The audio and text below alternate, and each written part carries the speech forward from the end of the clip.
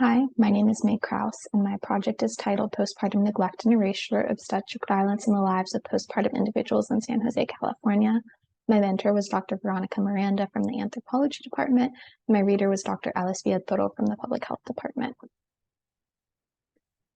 I chose to begin this project because what you may or may not know is that the postpartum experience is a time of immense physical, social, emotional, behavioral changes.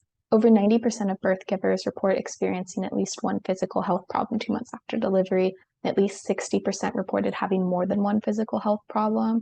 And of course, physical health problems are only the tip of the iceberg. The typically accepted but likely underestimate is that 10 to 20% of birth givers experience postpartum depression, with far more experiencing the baby blues. And that's not even to mention the fact that you have a whole another human being at home.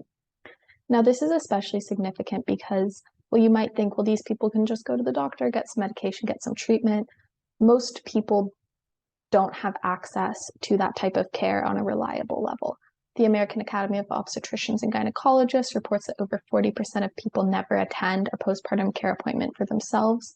That number is higher for people from various minority groups, people of color, people without insurance, that sort of thing.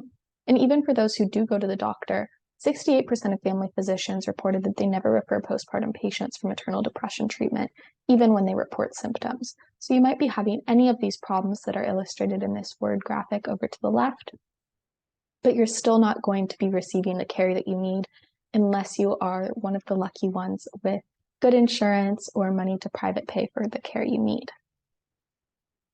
Now, obstetric violence is a term in anthropology that has been discussed largely within the context of the birth experience and the ways that reproduction and birth have been regulated and medicalized, which is often expressed through unnecessary medical treatments during birth. So this would be things like unnecessary C-sections, forcing people to give birth on their back when they would prefer to stand or use a birthing pool. And my question was, is obstetric violence limited to physical acts, and does it only occur during labor?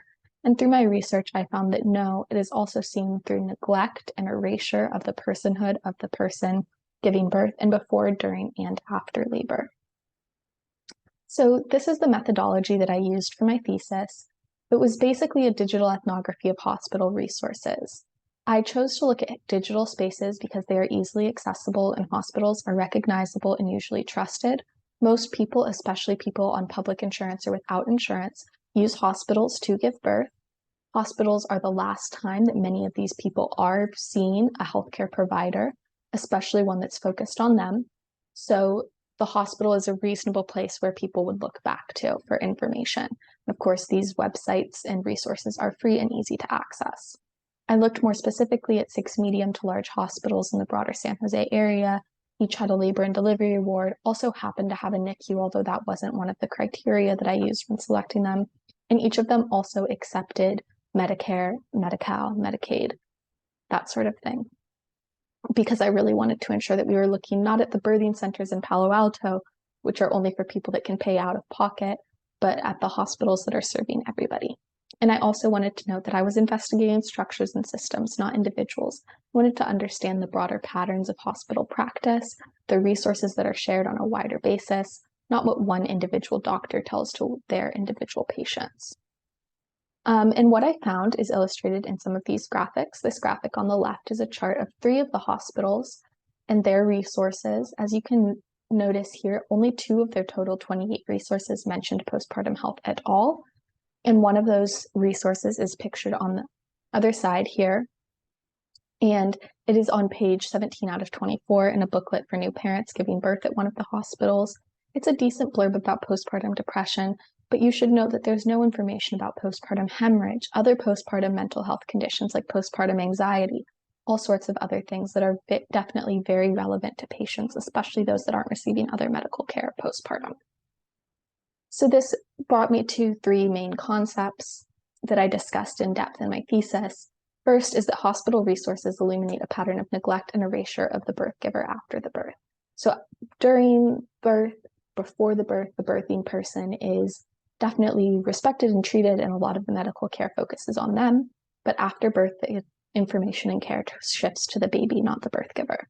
Thus, after giving birth, the infant is the priority, not the person who gave birth. Most of these resources were either about labor and delivery, so what to expect from the actual giving birth moment, or about how to breastfeed, how to use formula, how to swaddle your infant, how to help them sleep, which are great resources that are important, but also not necessarily referring to everything that postpartum person might need. Finally, the birth giver is valued for their role as a birthing person and as a parent, not as a person experiencing postpartum changes and challenges, when that is really what they need to be treated as. So next steps and impacts, currently working on interviews with healthcare providers and administrators at the hospitals, doing participant observation at one hospital. We will ultimately be creating a brief with recommendations for medical professionals in digital spaces, starting to think about other digital spaces like social media. So the work of this thesis will be continuing. Thank you very much for listening.